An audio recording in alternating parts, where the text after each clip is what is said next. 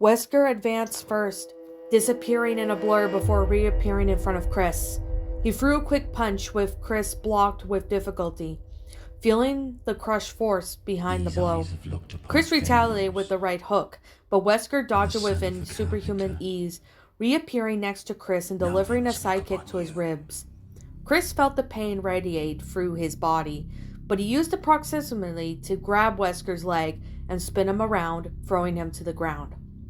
Wesker rolled and got up quickly, disappearing again. Chris knew that he would reappear somewhere nearby, so he prepared himself. As soon as Wesker materialized to his left, Chris was already spinning around with a punch, hitting Wesker in the face. Wesker staggered backwards, clearly surprised. Taking advantage of the surprise, Chris advanced and tried a horizontal blow with his machete. However, Wesker disappeared again and landed an elbow to the side of Chris's body, who growled when he was thrown to the side. Redfield stood up quickly and widened his eyes when he saw Wesker's leg advancing rapidly towards his face. However, in reflex, he dodged and counterattacked with the machete, managing to slice the side of Wesker's torso, who took a long, slightly staggered step away. Wesker teleported again, landing a punch to the side of Chris's face, who staggered to one side. Chris turned around at the same time as Albert teleported, and his eyes widening slightly. Chris spun around, dodging the tight palm strike from Albert. Then he counterattacked with the hook to Wesker's chin, which had knocked him backwards. Wesker, annoyed, teleported once more, but Chris was watching. Anticipating the move, he spun around and landed a sidekick to Wesker's stomach as soon as he reappeared. Wesker growled in pain and anger, and countering with a kick to Chris's chest, which was thrown violently onto the wall. Chris growled and grunted, blood dripping from the side of his mouth. He raised his head, grunting, as Albert grabbed him by the neck and punched him in the face, so hard that blood spattered all over the floor and wall. Wesker forced himself back to his feet and landed with another punch, but Chris snarled and landed a hammer blow to Albert's forehead, forcing him to let go. He spun around quickly, unleashing a powerful sidekick that hit Wesker in the stomach, forcing him to retreat. Wasting no time, Chris followed up with a front kick that hit Wesker in the chest, knocking him off balance. The irritation on Wesker's face was evident. His eyes glowed with anger as he stood up. In one swift movement, he disappeared again, reappearing behind Chris and applying the spinning kick to his back. Chris fell to his knees, feeling the pain radiate down his back. He stood up, but Wesker was already in front of him, and he landed a straight punch to Chris's face, followed by a high kick and hook, which knocked Chris to the ground. Chris tried to defend himself, blocking some blows, but Wesker's speed was too much. In a moment of desperation, Chris tried to grab Wesker by the arm and use as a wrestling technique to throw him onto the ground.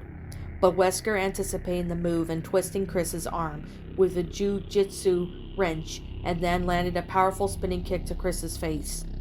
The impact was strong. Chris fell to the ground, dazed and bleeding. He tried to get up, but with some difficulty.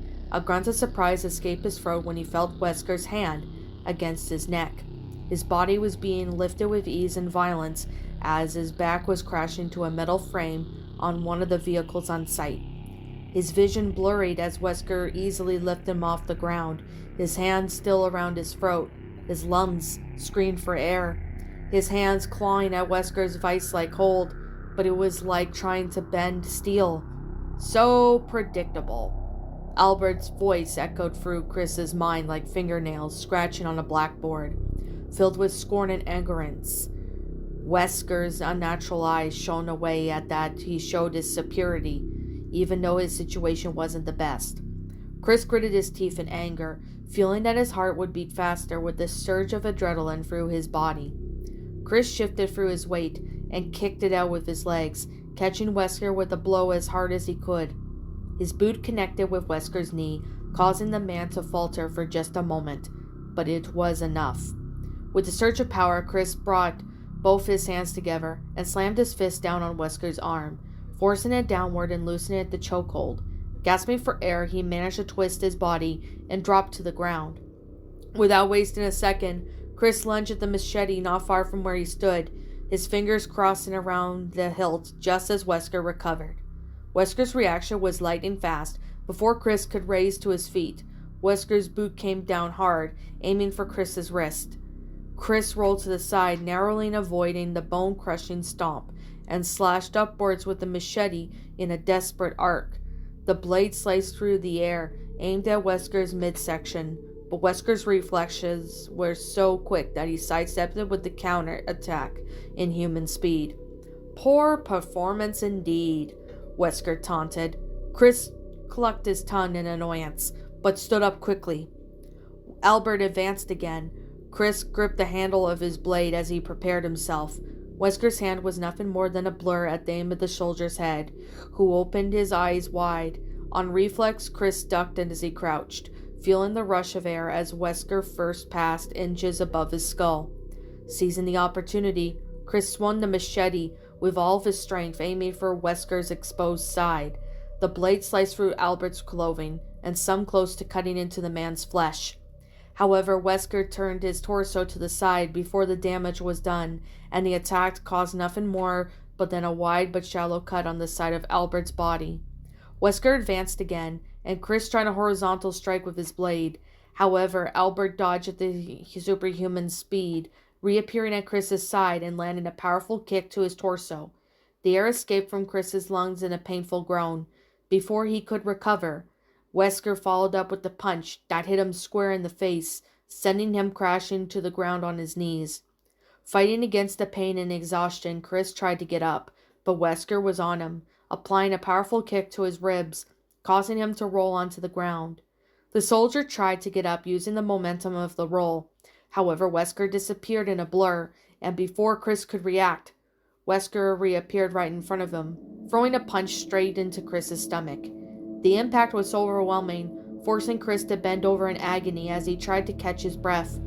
The man turned his body and he tried landing a spinning kick to Chris's head, who gritted his teeth in anger with a slight refinement of desperation and ducked. Taking advantage of opening, Chris landed a powerful hook to Albert's chin, who was taken by surprise by the blow and used the momentum to jump backwards. Taking this distance, a trickle of blood ran down Wesker's mouth as he wiped away as if it were something mundane. Without giving Albert time to move, Chris advanced again, attempting to piercing blow with his machete. Albert deflected the blow. However, Chris had expected this, so he just turned his body and landed a kick to Wesker's chest, knocking him a step back. A straight right managed to hit Wesker's jaw, followed by a left cross that sent Wesker backwards again. Chris tried to keep up the pressure, but Wesker, with his superhuman agility, dodged the uppercut and countered with a right hook to Chris's liver, which made the soldier buckle in pain. Wesker grabbed Chris by the arm and spun him around, throwing him to the ground with a wrench that seemed to about dislocate Chris's shoulder. Before Wesker can complete his move, Chris used his brute strength to stand up, reversing his position and throwing Wesker to the ground with a crash, causing the man to grunt as blood spurted from his mouth. "Look at that," Chris said, after hitting Wesker in the face and getting up. His hoarse voice seemed to tear at his throat, and sweat dripped onto the floor along with his blood. "Looks like it. Even a god can bleed." The mockery was present in his voice. The disgust was palatable. Wesker, for his part, didn't reply, just reacted quickly. Wesker disappeared again and reappeared next to Chris, applying a low kick to hit Chris's knee, causing him to fall to one side. Chris tried to protect himself, but Wesker was already on the move, delivering a capoeira kick to the side of Chris's head that left him disoriented. Wesker grabbed Chris by the collar of his shirt, lifting him into the air with alarming ease. He threw Chris against the wall, but before he could attack him, Chris landed a powerful kick to the man's chin, forcing him to let go. Still in the air, Chris elbowed Wesker in the head, who grunted with a mixture of pain and anger. Chris took advantage of the opening, and with all the strength he had left, unleashed a sequence of blows, an uppercut to the chin, followed by a left cross that sent Wesker back a few steps. Seeing an opportunity, Chris launched a powerful front kick, which hit Wesker's chest and threw him backwards. Wesker, angered and surprised, quickly regained his balance. His face, normally penetrable, now showed traces of attained rage. Chris tried to defend himself, but Wesker was intent on the opening on the fight. He landed a straight punch to Chris's stomach, followed by a high kick to the head, causing Chris to fall to his knees. Wesker took advantage of Chris' vulnerable position to land a powerful spinning kick, which hit Chris square in the face, knocking him to the ground. The concrete floor was terribly cold, and Chris felt the taste of blood in his mouth as he tried to get up. His arms were shaking, his body was exhausted, and his vision was starting to flail. Wesker approached, ready for the final blow. He lifted Chris by the neck, squeezing as hard as the soldier struggled to breathe. Before Wesker could finish his blow, a gunshot echoed throughout the garage, hitting Wesker in the shoulder, forcing him to let go of Chris. Wesker turned quickly, only to be met with a powerful punch to hit him square in the face. The punch was so strong it sent Wesker staggering back a long way, releasing Chris in the process. "Missed me?" Ghost asked in clear defiance, taking a mixture of herbs from his vest and handing it to Chris, who was kneeling on the ground. Wesker growled again, his features contorting into anger. He raised his hand and removed his glasses. His yellowish animalistic eyes stared deep into the agent's blue ones. Wesker just spat on the ground and lunged at Ghost, who in turn dodged by his advance and taken a wide step to the side, taking advantage of Wesker's focus on the agent. Chris, now a little better from the herbs, landed a kick to Wesker's back, pushing him towards Ghost. Ghost took the advantage opportunity and landed another right to Wesker's face, who grunted and gritted his teeth as he felt the impact. His face now stained with blood, he turned his body and tried to hit Ghost with a kick, but Chris was quicker and then hit him in the ribs, stopping the attack. Without hesitation, Ghost followed up with the side kick, aiming for Wesker's abdomen. The kick connected with a muffled sound, forcing Wesker backwards. Chris, seeing the opening, rushed forward, unleashing a powerful right cross to the side of Wesker's head, which was followed by a left hook that hit the man in the stomach. Wesker bent over for a moment, but quickly recovered, blocking the subsequent blow from Ghost on his forearm. With one swift movement, Wesker grabbed Ghost's wrist, twisting it violently and throwing it at Chris. Ghost was thrown into Chris's chest, but both recovered their balance quickly. Wesker, however, was on the move again. He launched a high-spinning attack that hit Ghost in the head, throwing him violently for the ground. Chris lunged forward with a direct strike, trying to catch Wesker off guard. He threw the right punch, but Wesker dodged, taking the advantage of the opening encounter with a low kick, hitting Chris in the leg, causing him to stumble. Before Chris could get back up on his feet, Wesker spun around and landed a kick to the man's chest, knocking him backwards. Ghost advanced shortly afterwards. He leapt spinning in the air, unleashing the downward spinning kick that Wesker barely managed to block. The impact was enough to knock Wesker off balance, and he was forced to take a few steps back. He recovered quickly and landed a hook to Ghost's chin, temporarily disorienting him, just long enough to follow up with the cross and a punch to the agent's stomach. Wesker grabbed Ghost by the neck and lifted him into the air and threw him as hard as he could on the ground, causing the agent to grunt in pain and open his eyes wide as he felt the air being expelled from his lungs. Chris was still on his knees, forced himself up with the renewed strength due to the herbal mix, as he advanced towards Wesker and grabbed the man by the waist, lifting him off the ground and throwing him against a concrete wall. The wall shook with impact and Wesker fell heavily to the ground. Before Wesker could get back up, Ghost threw himself at him, letting him slide across the floor and landing a kick to Albert's face. Wesker, now bleeding and enraged, he managed to block one of Ghost's punches and counter with a swift blow to his throat, sending him reeling backwards. Chris, now wanting to give Wesker a chance to recover, threw a series of punches, each with force of a hammer. Punch after punch hit Wesker's torso, face, and forcing him back against the wall.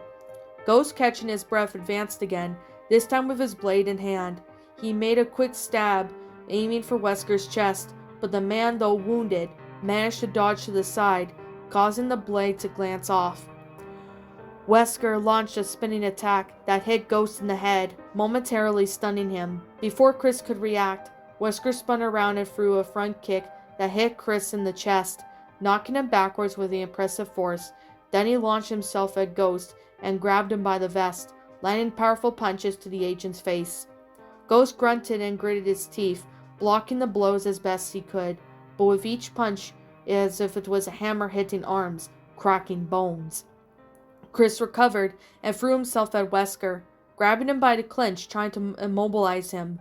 Wesker, however, used his elbow to strike Chris's ribs repeatedly. Each blow was pushing the agent to the limit of his endurance. Chris gritted his teeth and grunted loudly as he felt the powerful blows crack his ribs and expel air from his lungs, but he still maintained his grip. Ghost saw the opening and attacked with a stab, aiming for Wesker's stomach, who in turn widened his eyes slightly and moved to the side. The blade pierced the flesh of his shoulder, and Wesker screamed in pain. Wesker roared and leapt up, turning his body with great force and hitting Chris with a blow that threw him backwards, followed by a low blow that sent Ghost crashing to the ground. Wesker kicked Ghost in the face, disoriented the agent for a few moments. Chris tried to get back into the fight, but Wesker was quicker, landing a sidekick to his ribs that dropped him to his knees. Wesker was about to move. However, something resonated through his communicator, and his eyes narrowed slightly in anger. He misses, and he had prepared for the disarmed that he had wasted too much time there. Ghost noticed Wesker's brief distraction and seized the moment. One angle movement and fired two quickly shots, both hitting Wesker in the chest, and Wesker growled, backing away as he tried to process the new threat. Chris, seeing the opportunity, lunged forward with the right punch, hitting Wesker in the jaw and sending him staggering backwards. Albert, meanwhile, teleported to Ghost's side, hitting him in the face and grabbing one of his flash grenades, and he threw the grenade as he jumped backwards. Both the agents covered their eyes, and the moment they opened again, Wesker was gone. Chris grunted in both anger and pain as he knelt on the ground.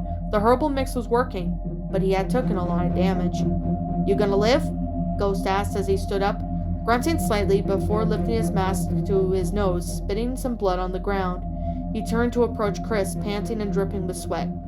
"That son of a bitch isn't good as he thinks," Chris said with a voice full of venom, wiping away some blood that had spread to his mouth. Ghost approached and extended his hand towards him. The soldier looked at him for just a few moments before accepting the help and getting up. "Judging by the fact that we're alive, I'd say he's still weakened," Ghost said, kept watching Chris in an attempt to see if he would help the man walk or not. The haste was evident in his voice. "He's heading towards my team. They're deactivating the missiles. We have to go," Chris said with a gasp, grabbing his weapon and straightening up as best he could, and left. Ghost watched him for a few moments, but didn't object. Soon followed the man. Claire leaned on the corner of the wall, looking down both corridors. She squeezed the handle of her gun tightly when she saw everything was clear. Although she couldn't hear any creatures nearby, she could hear enough disturbing noises. She nodded to the girl next to her when they headed down the corridor. She could feel the girl gently squeeze the hem of her shirt. Claire controlled herself not to snort with the irony of fate, an irony that was cool and somewhat unfair. As far as she knew, the little girl could be just another victim of Wesker's experiments, but she didn't even know what to try to imagine, if there was anything worse than that. She smelled blood, but kept walking as she didn't hear any noises nearby. At the intersection between the quarters ahead, she saw some bodies lying on the ground, mutilated, even chewed up, and when she saw that the little girl's expression hadn't changed, she sighed with regret. Claire moved to the girl to his side, trying to shield her from the sight, even though she knew it wouldn't make a difference now. "You're too young for all this," she muttered to herself, but loud enough for Nadala to hear. The girl just stared at her for a few moments, until she still focused her gaze on the corridor. "Where are your parents?" She already suspected the answer. "They died," she said, much to Claire's chagrin to be right. "I'm sorry. We're supposed to protect people like you. But I promise I'll help you," Claire said, trying to sound as positive as she could. Nadala didn't say anything and just glanced at her until she lowered her eyes and focused them on the ground. As they walked, Claire's eyes suddenly widened as she heard heavy, fast footsteps approaching, too fast to be human. Turning around with her gun raised, she opened her eyes wide and clenched her jaw as she saw Albert Wesker himself running down the corridor. until he slowed down and stopped for a few meters in front of her. She had only seen the man in photos and vaguely remembered him from Raccoon Police Station. On one of the rare occasions she managed to see him, or one of the rare occasions she had been in the city. At first, a feeling of distress filled her chest, as if he was there. It meant that he had defeated Chris. Maybe he even defeated Leon. However unlikely that was, but she refused to think of that moment. Her concern was now of Nadala.